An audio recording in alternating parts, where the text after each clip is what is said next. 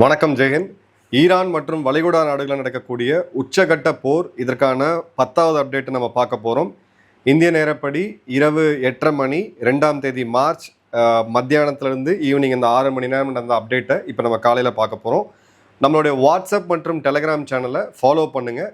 24/7 உங்களுக்காக கிட்டத்தட்ட 5-6 மணி நேரம் கூட தூங்காமல் கம்ப்ளீட்டாக நம்ம டீம் ஒர்க் பண்ணி ஜென்யூன் ரெகுலர் அப்டேட்ஸை கொடுத்துட்ருக்காங்க. வேறு எந்த ஊடகமும் இந்த அளவுக்கு உங்களுக்கு லைவாக கொடுக்க முடியுமான்னு எனக்கு தெரியல. ஏன்னா அவ்வளோ அன்பர்கள் நம்மளுடைய மக்களே நமக்கு நிறைய ஆத்தென்டிக்கான வீடியோஸ் நியூஸ்லாம் அனுப்பிச்சிருக்கிறதுனால தான் நம்மளால் பண்ண முடியுது. நம்ம ஒரு பெரிய ப்ரொஃபஷனல் மீடியா சேனல் கிடையாது, இருந்தாலும் நம்மளால் முடிஞ்சதை நம்ம கண்டிப்பாக செய்கிறோம்.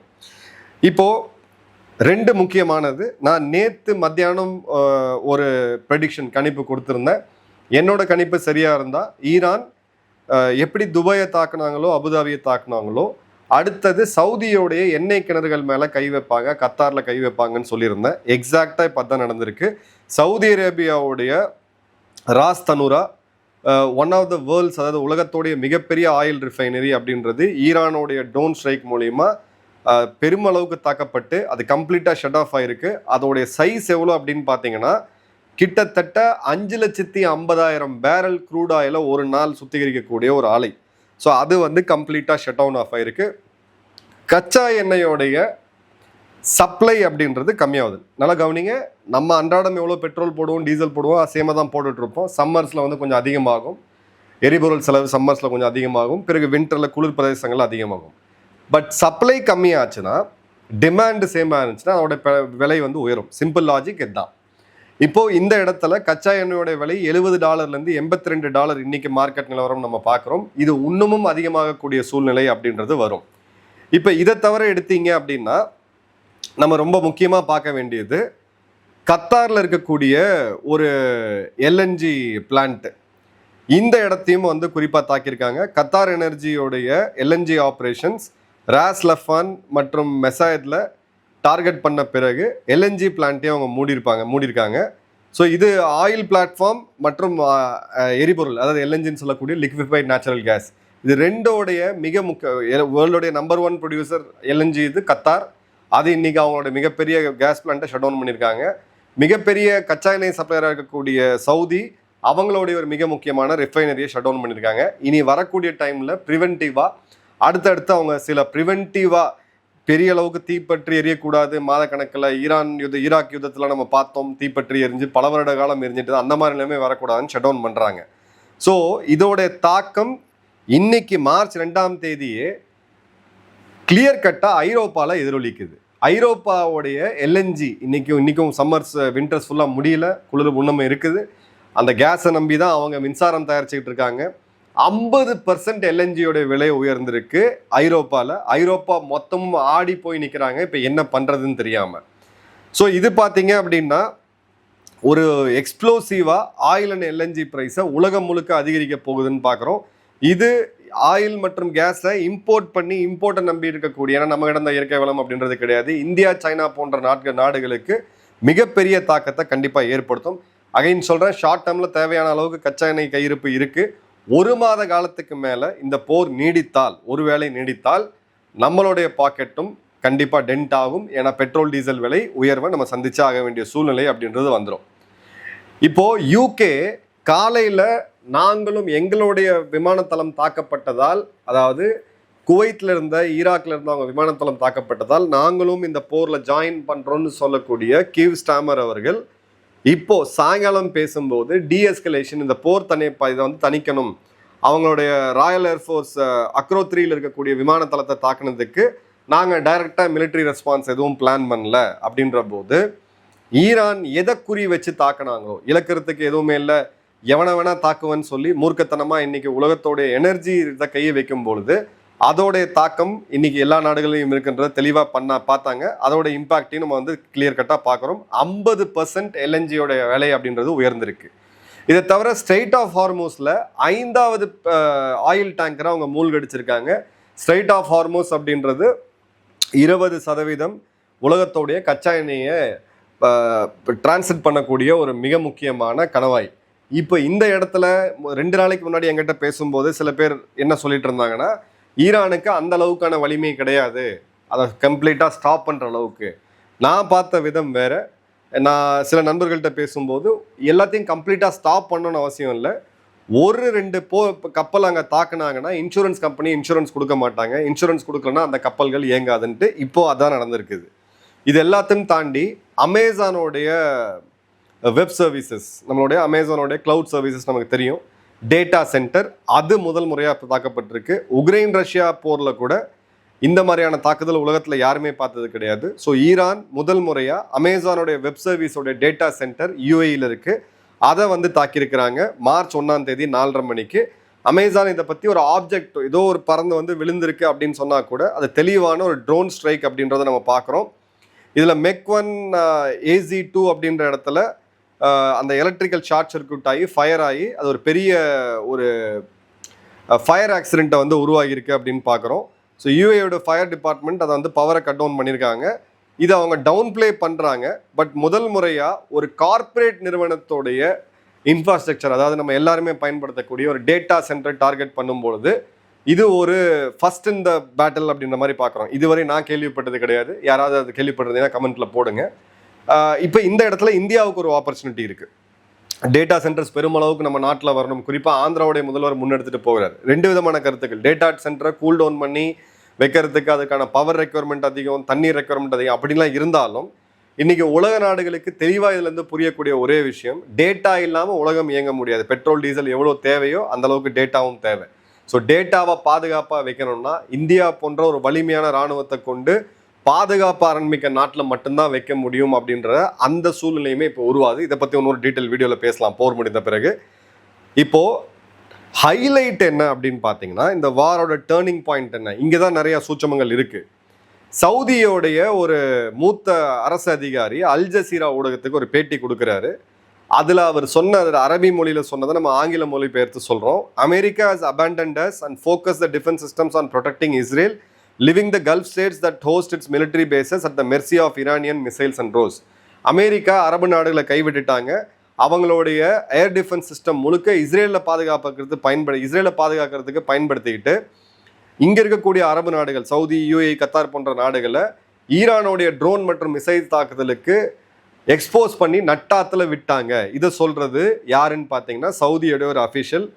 இப்போ இந்த இடத்துல கேம் என்ன போயிட்டு இருக்குன்றதை பார்க்குறோம். அமெரிக்கா கிட்ட இருக்கக்கூடிய ஏர் டிஃபென்ஸ் சிஸ்டம், இவங்களுடைய மிகப்பெரிய ஒரு தவறு என்னன்னா, இந்தியா இந்தியா L-70 பயன்படுத்தி நம்மளுடைய சொந்த நிறுவனத்தை ஒரு 1970-90களில் வாங்கின கன்னை ரெட்ரோஃபிட் பண்ணி இந்தியர்கள் மாடிஃபை பண்ணி அதை ட்ரோன் தாக்குதலுக்கு செயல்படுத்தின போது இவனுங்கெல்லாம் நம்மளை பார்த்து சிரிச்சாங்க. ஏதோ பழசு பட்டரெல்லாம் எடுத்து வச்சு இவங்கெல்லாம் பண்ணிகிட்டு இருக்காங்கன்னு சொல்லிட்டு என்னை பற்றியே நான் இதை பற்றி பேசும்போது மோசமான கமெண்ட்ஸ்லாம் வந்துச்சு. நான் அதை எங்கேயுமே மைண்ட் பண்ணது கிடையாது. இன்னைக்கு இவங்க கிட்ட இருக்கிறது 2 சிஸ்டம். ஒன்று தாட் அப்படின்னு சொல்லக்கூடிய terminal high altitude air defence system. இது கடைசி ஒரு 50 கிலோமீட்டருக்குள்ள நம்ம ஆகாஷ் பண்ணக்கூடிய வேலை இது செய்யும். இதோட விலை ஆகாஷை விட பல மடங்கு அதிகம். அதன் பிறகு வான்வெளிக்குள்ள, அதாவது வான்வெளி மண்டலத்துக்கு உள்ள வரும்போது தடுக்கிறதுக்கான இதுதான் பேட்ரியாட் மிசைல் சிஸ்டம். அது ரொம்ப ரொம்ப எக்ஸ்பென்சிவ். $2.5 million $4 million. அதை தாண்டி ஸ்பேஸில் தடுக்கிறதுக்கு இஸ்ரேலுடைய ஏரோ சிஸ்டம்ஸ் இருக்குது. இஸ்ரேல் தன்னுடைய நாட்டை தான் பாதுகாப்பாங்களே தவிர அரபு நாடுகளை பாதுகாக்க மாட்டாங்க. அமெரிக்கா தங்கிட்ட இருக்கக்கூடிய இந்த இன்டர்செப்டர்ஸை மொத்த அரபு நாட்டையும் பாதுகாக்க முடியுமா அப்படின்னா முடியாது. இந்த இடத்த தான் ஈரான் ரொம்ப துல்லியமாக ஆராய்ந்து பயன்படுத்தியிருக்கிறாங்க அப்படின்றத பார்க்குறோம். அதே மாதிரி பார்த்தீங்க அப்படின்னா இப்போ இந்திய தூதரகம் ஒரு அதிகாரப்பூர்வமாக அறிவிப்பை வெளியிட்டிருக்காங்க. அதை நம்ம ஸ்க்ரீனில் நீங்கள் பாருங்கள். இந்த ஹெல்ப்லைன் நம்பர்ஸ் இருக்குது. யூஏஇ, கத்தார், ஒமான் போன்ற நாடுகளில், சவுதி போன்ற நாடுகள் இருக்கவங்களுக்கு ஏதாவது பிரச்சனை இருக்குது உங்களுக்கு அப்படின்னா இப்போ அந்த எவாக்குவேஷனுக்கும் இந்திய கடற்படை ப்ரிப்பேர் ஆகிட்டு இருக்காங்க. பட் எதுவும் பயப்பட தேவையில்லை. இயல்பு வாழ்க்கை நடந்துட்டு இருக்கு. ரொம்ப டிவி பார்க்காம இருங்க. இங்கே இருக்கக்கூடியவங்க அங்கே இருக்க உறவினர்கள் இருக்காங்களேன்னு பரிதவிக்காதீங்க. சேஃபாக தான் இருக்குது. இந்த 1-2 சில தாக்குதல்கள் நடக்க தான் செய்யும். இப்போது இந்தியாவுடைய பிரதமர் மோடி அவர்கள் ஒரு ட்வீட் பதிவை போடுறாரு. யூஏஇ அதிபருக்கு, உங்கள் கூட நிற்கிறோம், உங்கள் ரெண்டும் இரும்பு கரம், அதாவது இரும்பு போன்ற உறவு கொண்ட நாடுகள், ஒரு நாடும் பரஸ்பரமாக நிற்கிறோம், உங்கள் மேலே நடந்த தாக்குதலுக்கு நாங்கள் கடுமையான கண்டனத்தை தெரிவிக்கிறோம், இந்தியா யூஏஇ நண்பர்கள்ன்ட்டு. இப்போது நெத்தன்யாஹூ அவர்கள்கிட்ட ஃபோனில் பேசின பிறகு அவர் ஒரு பதிவை போடுறாரு. அந்த பதிவில் அமைதி ரொம்ப முக்கியம், பொதுமக்களோட உயிர் ரொம்ப முக்கியம், எங்கள் நாட்டு மக்களும் உங்கள் நாட்டில் இருக்காங்க, பல நாடுகளில் இருக்காங்கன்றதை பேசியிருக்காரு. பேச்சுவார்த்தை பேசி சால்வ் பண்ணுங்க அப்படின்னு சொல்லியிருக்காரு. ஆனால் இந்த இடத்துல பார்த்தீங்க அப்படின்னா ஈரான் மேலே நடத்தப்பட்ட தாக்குதலுக்கு நம்ம வந்து கண்டனம் தெரிவிக்கல மோடி அவர்கள். அதே மாதிரி கமேனே அவர்கள் கொல்லப்பட்டதுக்கு ஒரு இரங்கல் செய்தியோ வருத்தல் செய்தியோ வருந்தத்தக்க செய்தி அப்படின்றது சொல்லலை. சேஃப்டி ஆஃப் சிவிலியன்ஸு இதுதான் அவங்க ரொம்ப முக்கியமாக அவர் பேசியிருக்காரு. ஈரானிய மக்களுக்குமான ஒரு பெரிய மெசேஜ் எல்லாம் வந்து கொடுக்கல. இப்போ இதே நேரத்தில் எதிர்கட்சியாக இருக்கக்கூடிய காங்கிரஸ் வந்து ஒரு போஸ்ட் கார்டை போடுறாங்க. அதில் கமேனி அவர்கள் கொல்லப்பட்டதுக்கு நாங்கள் கடும் கண்டனம் தெரிவிக்கிறோம் அப்படின்னு சொல்லிட்டு போரை அறிவிக்கிறதுக்கு முன்னாடியே கமேனி நீங்கள் கொண்டுட்டீங்க அப்படின்ற மாதிரி பொருள்படுற மாதிரி பதிவு. இது என்ன மாதிரியான ஒரு இதுன்னு எனக்கு புரியல. காங்கிரஸ் பழம்பெரும் கட்சி, பல தலைவர்களை கொடுத்த கட்சி, நம்ம இல்லைன்னு சொல்ல முடியாது. பட் போர் நிறுத்தத்தை, அதாவது நீங்கள் போரை அறிவிச்சுட்டு அதுக்கப்புறம் நீங்கள் போய் கமேனி கொண்டா ஓகேவா அப்படின்ற கேள்வி தான் எழுது. ஸோ ஒரே நாட்டில் இந்த ஓட் பேங்க் பாலிடிக்ஸ் எந்த அளவுக்கு இங்கே இன்வால்வ் ஆகுதுன்றதை நம்ம பார்க்க முடியுது. நாடு ஒரு வெளியுறவு கொள்கையை எடுத்துக்கிட்டு நம்ம போகிறோம். இந்திரா காந்தி அவர்கள் போர் தொடுக்கணும்னு முன்னெடுக்கும் போது அன்றைய எதிர்கட்சியில் இருந்த வாஜ்பாய் போன்ற மகா தலைவர்கள் எல்லாருமே ஒரே அணியில் நின்னாங்க. கம்யூனிஸ்ட் தவிர எல்லா கட்சிகளுமே ஒரே அணியில் நின்னாங்க. ஆனால் இன்னைக்கு இந்த குளோபல் பாலிடிக்ஸ், ஜியோ பாலிட்டிக்ஸோடைய அந்த இம்பேக்ட், அது அப்படியே ஒரு வெப்பாக மாறி இங்கே ஓட் பேங்க் பாலிடிக்ஸில் இந்த கட்சிகள் விளையாடுறதை நம்ம தெளிவாக பார்க்க முடியுது. நம்மளுடைய அன்பர், உங்களுக்கு ஞாபகம் இருக்கும்னு நினைக்கிறேன், விமானி அந்த ஏர் கிராஷ் அப்போ, அகமதாபாத் ஏர் கிராஷ் அப்போ அவரோட வாய்ஸ் நோட்டை நம்ம போட்டிருந்தோம். அங்கேருந்து நம்ம துபாயிலிருந்து பார்த்தீங்கன்னா சில இன்புட்ஸ் வருது. மக்கள் பேனிக் ஆகி சூப்பர் மார்க்கெட்லேருந்து எல்லாத்தையும் வாங்கி ஃபுட்டை வந்து இது பண்ணுறாங்க. நல்லா கவனிங்க, துபாயில் எதுவுமே விலையில, எல்லாமே வெளியிலேருந்து தான் இம்போர்ட் பண்ணுறாங்க.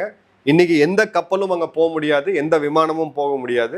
இப்போ இந்த நேரத்தில் மக்கள் பேனிக் பையிங் பண்ணாங்கன்னா ஒரு சில பேர்கிட்ட உணவு அதிகமாக இருக்கும், சில பேர்கிட்ட உணவு தட்டுப்பாடு வரக்கூடிய வாய்ப்புகள் இருக்குது. காட் ஃபர்பிட் இது நடக்கக்கூடாது, நான் மனமார்ந்து சொல்கிறேன். பட் ஆஸ் அ இராணுவ பார்வையில் நான் பார்த்தேன் அப்படின்னா துபாய்க்கு இருக்கக்கூடிய மிகப்பெரிய பிரச்சனை அவங்களுடைய தண்ணீர் தேவை. அத்தனை கோடி மக்களுக்கு உண்டான தண்ணீர் தேவை அப்படின்றது கடல் நீரை சுத்திகரித்து டீசாலினேஷன் மூலிமா தான் அவங்க குடிநீர் ஆக்குறாங்க. நாளைக்கு அந்த டீசாலினேஷன் பிளான்ட்டை ஈரான் தாக்குனாங்கன்னா இது ஒரு மிகப்பெரிய ஒரு சேலஞ்சை எமிரகத்துக்கு கொடுத்துரும், குறிப்பாக துபாய்க்கு கொடுத்துரும், அதிகமாக மக்கள் வாழக்கூடிய பகுதி. அதே மாதிரி உணவு தட்டுப்பாடு ஏற்படுறதுக்கான சான்சஸ் இருக்குது. அதனால தான் அவங்க இந்தியா கிட்ட பேசியிருக்கிறாங்க. போர்க்கால அடிப்படையில் உணவு தேவைப்படக்கூடியதை இந்தியா கொண்டு போய் இறக்கிறதுக்கு. இன்றைக்கி அதை ஒரே ஒரு நாடு தான் பண்ண முடியும். இந்தியா மாறத்தட்டி என்னால் சொல்ல முடியும், இந்தியாவில் தான் பண்ண முடியும்.